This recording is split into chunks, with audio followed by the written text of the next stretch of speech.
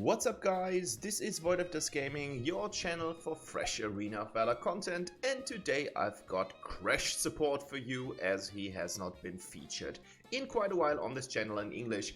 And without further ado, I would say let's check out the build I played on him. And as he is a support, I played him mainly with support items. As you can see, we are going with the cleansing item as the support piece. Then we've got the Gilded Greaves, we've got Aegis, we've got the Amulet of Longevity because we want to get some HP after we exited a fight, and Mail of Pain is pretty much stable if you're fighting against anything that has AD damage. So this is basically, I guess, no surprise for the most of you. Arcana wise, we are going with max HP in the focus. You can see the statistics on the right hand side, and that comes from 10 times Indomitable, 10 times Benevolence, and 10 times Skewer, because I want to have a certain impact. With Cresht, you can also change these things against some of the other HP bonus Arcana, I guess, because in this case we're not doing any damage at all, so we can rather focus on getting even more bulk. But that's basically my layout because I don't have any Arcana pages left. Enchantment wise, I have decided to go with the new and changed improved explosive shield as my main enchantment. That leads to having both Tower Blessing here and Nature's Gift, because the cool thing is Tower's Blessing works as well if you are diving an opponent's tower, which means you get a bonus from that, and you can do that pretty damn good with your ultimate. In the second enchantment line we have Devourer, which is pretty much stable if you want to have a little bit sustainability, and I'm taking Bone Cutter to improve the stats that you get from the Gilded Reefs, because you do get 12.5% resistance, and that adds up with the resistant points that you're getting from the boots. So this is pretty handy to reduce crowd control effects on you. This is the build, guys. If you are not a supporter of the channel, hit the subscription button right now and leave a like and a comment if you dare, because that really helps me fuel up my channel. But now I would say let's get some action. Alright guys, so here's the start of a pretty long game. It was pretty intense on both sides, I guess. And first things first, let's talk about the team composition. We are going with Valheim and myself on the duo lane. I think that's pretty decent, not the strongest lane that you can get, but it's still pretty decent. We've got L'Oreal in the mid lane, which is always a strong pick if the L'Oreal fighter knows what to do. If not, she can be quite frustrating. We've got Zill in the jungle, which is a really solid pick. Zill is really good in my opinion today in the jungle and in the current meta. And we are going with Max, a champion that you don't see that often, especially in my league, which is Platinum and Diamond. So some of the people are actually quite surprised how capable this character is meanwhile in the game. Max did not really shine that much, and a lot of players don't really feel him because you see the Wukongs, the Lubus, even some exotic picks such as solo Levils on the solo lane, but Max is not picked that often, so that's always an advance if the player that Max is been choosing knows what to do. So this is going to be I guess some kind of advantage that we have here. As we're going against a Valheim Superman combination, I decided to go with the cleansing support item here. You can choose something different if you dare, but in this case it's actually quite reasonable to take it. And this was the first mistake that we made. We were not expecting Wukong to go in. Even if I would have had already the detection item with which you can see if someone is invisible nearby, I would never ever have pressed that button right now. And we decided that the cleansing thing is a little bit better. For you guys, as a information, this game was played as a triple queue, so that means that I'm in a queue with Max and Zill. Just for further notice, so that you guys know what this video is actually all about. So if there is a strange communication, you'd know where that comes from. It should be the other case, but yeah, because we are not playing on a lane that is nearby, that might actually be a little bit confusing to watch. Anyways, so now we have the ultimate locked. We have unlocked the ultimate ability, and I always prefer to maximize my second ability before I'm going with my first ability. I said it when I was playing with the two guys. I'm not a big fan of Cresht's stuff. Like, the good thing is your ultimate is hands down the best ability that you have on him. It's actually quite powerful because you've got two new skills, which is a trident coming from above and a trident coming from the ground. That's really powerful, and you do a lot of damage even if you're not taking any damage items. So a fun build is to go with Cresht and build him as a warrior with hybrid stuff. Then he is actually super painful. But I rather focus on maximizing his second ability first, because that's going to give a shield out to your fellow teammates. And your first ability is that you are going to kind of whirl the trident around you, or this little sushi knife that I've got in this kind of skin build. But this is so weird. Like other guys, such as Teamy, who get a grappling hook. You've got Grug, who has a really big grappling hook. And then you've got this little whirlwind attack that's going to push enemies away. I think for defensive purposes, it's actually quite nice, because you can use it to just drag enemies away from your AD carry, or like vulnerable targets, such as L'Oreal, for example. But in any case where you are going to engage the enemy, is actually the opposite. You're going to push them away, and that might just lead to the point there where other characters of your team are not able to hit them anymore because they're just out of reach. So I don't really like the first ability on Cresht. I think it's kind of holding him back a little bit, because you can't really use it. Like, it's just for defensive purposes, in my opinion, or mostly, not just, but mostly it's for defensive purposes, and that's not really going to help. Same goes with your ultimate. When you are activating it, it's going to push the enemies away a little bit down this kind of waterfall that you're creating, and that can be good if you are actually able to get your mechanics up there and you jump behind the enemies with your S2, and then you are using your ultimate to push them into your team. But you need to be careful with that, because that might just get you to the point where you are putting danger in your team's face, because you're pushing some warrior into your AD carry or something like that. So be careful with actions like these. I don't know what Tulung was thinking here. That was actually not the smartest idea that he had so far. So yeah, we killed him while he was trying to get back. I don't know what happened there. I don't know. That was actually not that brave. And we've got the first tower on our lane. Well played here. I'm on and the middle lane, and the solo lane is also missing its first tower on the enemy side, and we have still all towers intact. So that's a pretty good outcome out of the first 6 minutes. We have the first ring. First ring is ours, and the opponents do not have a single tower damaged yet. So yeah, I'm stealing this. You don't need it.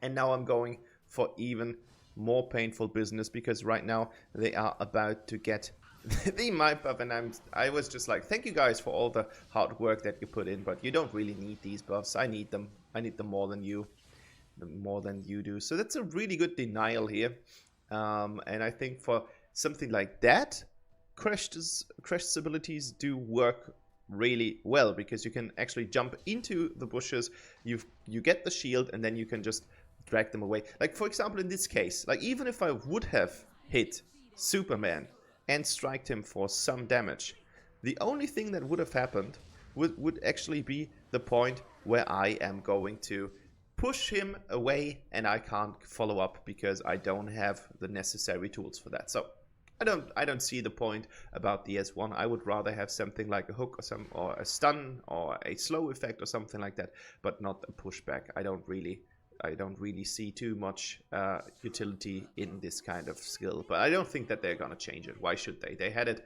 Cresht was one of the first heroes. I remember there's when the beta was released. I think Maxime or someone from the German YouTubers were playing Arena of Valor when they're making the marketing entrance, and they tried to advertise the game. They had pretty famous YouTubers on board, like Hand of Blood was playing it, Maxime was playing it, I think Trimax and Johnny as well. So pretty decent loadout for them. And I think Maxime was playing Cresht, so that's how old Cresht is, and Cresht always had this movement set. It was always this push, shield, ult. Oh, there he is. And he's been killed by the tower. That was, I think he tried to kill himself in the tower to kind of like deny the kill to our team. But in fact, Max had already hit him, so that was pretty easy for us to get that kill. So thanks a lot. I mean, as you can see, we are already dominating the game because now our jungler is in their jungle and he's stealing all the farm from the enemy jungler. So that's always indicating that you are in an advanced position. So here we go. Zuka away, kill, thanks. Health. I mean, what I can say about Cresht is his ultimate makes him so durable, and that's always something that is good for a team. Like, if you are in your ultimate state, you get this massive shield, and that massive shield is going to just tank so much damage, and that's always something that I think many people are underestimating that, because what's going to happen if you are going in and you've got this massive shield up on yourself? What's going to happen? You can soak up more damage. That means you can eat more ultimates, you can eat more CC, you can eat basically everything the enemy team is throwing right at you, and it's not going to kill any of your team if you are going to do that. So this is kind of a really good scenario. You want to tank as much as possible. Again, I'm just like, I'm dating him, yes, for a really short period of time. So this is not really helpful. This is not really helpful at all. Like, he's so confident, he even clears his jungle while we are pushing his lane. So that's how frustrating I seem to be on the enemy, which is nothing at all. Like, I'm not really something that they're threatening. I'm not really threatening to them. So what's the point? I mean, if that was Grok, people would be like, oh no, that's not gonna help you. Well, we're not gonna follow him up here, do we? Shall we? No, we're not, because we're just too slow. Like, even if we're riding this little wave that we just created, this tidal wave, we are not going to get Superman in 1,000 years. Superman is just way too fast. He's one of the fastest champions ever if he's going to get into flight mode. Superman is basically the only thing that you want to have on flight mode. You don't want to have your mobile on flight mode, but you want to have Superman flight mode. And Superman did a really good job on roaming. Like, he's already level 13 and I'm barely level 12 right now. Not really. So good job here, Superman. Good job on getting some levels and some farm. I don't know about the gold. Like, I've never popped up the team's scoreboard so far, so we don't know about that. Now I'm going in with Mail of Pain because I want to deflect some of the damage. Like, the thing is, Tulun was AFK most of the time, so we had an advantage here, and I was building mage resistance.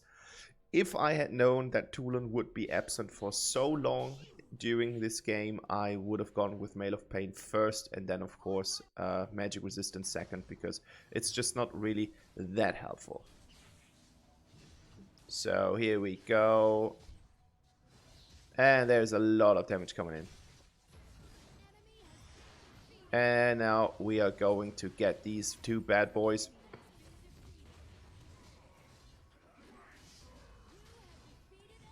I can't really kill him. But what I can do is I can eat some tower shots, at least 1 or 2 for my team, and now we've got the next tower. So pretty damn good here. I mean, the game is actually taking quite long for the fact that the enemy team is missing their mid laner. But then the mid laners are not the ones who are pushing the towers. So we decided to go in for a Darkslayer because Wukong is dead, Valheim is dead, Tulin is missing, Zuka is not the one that you need to fear. Like, Zuka has great mobility, so he might be able to steal it, but we see where Zuka is at the moment. Superman is on the complete opposite side of the map, so this should be an easy Darkslayer for us. Like, you never know, but now I was sure because 4 of the people are actually spread it out on the map in the upper corners, so that means this is our Darkslayer, and now we just need to apply it, and basically that should be around game, at least that was what I thought at that time, because we have 14 minutes in, game is quite equal, but now I don't know if that's really the best decision to place down the Darkslayer right now, the Darkslayer Dragon, because as you can see, L'Oreal is solo and she's fighting against Superman. Like, now she manages to kill Superman, Wukong goes in, and there's Tulin back again, but I think that's the AFK Tulin right now. Someone decided to take Tulin with him, and so he is operated by AI. Here he is. But there's not really that much that I can do against them because they're just so freaking mobile. But now, here we go. Zuka is getting away. I'm not really threatening them too much. Like, as I said before, you're just not doing that much damage if you're not in ultimate state. So the enemies can just go back and forth as they wish. It doesn't really matter. But as you can see, we are threatening them basically as a team on different lanes. Like, that was pretty well executed here, I guess. Now we've got the middle tower, but there's a lot of stuff going on here, so we need to get going. And oh my goodness, well, at least L'Oreal was there to get the kill. I don't know if I would have secured that. And now I can go into the tower. I'm not really caring that much about Superman because he's not really that much of a threat. But these 2 guys are, and I can't get away. It's just too much. Like, if there is a bouncy Zuka and a jumping Wukong behind you, you can't escape ever. It's just too much to handle.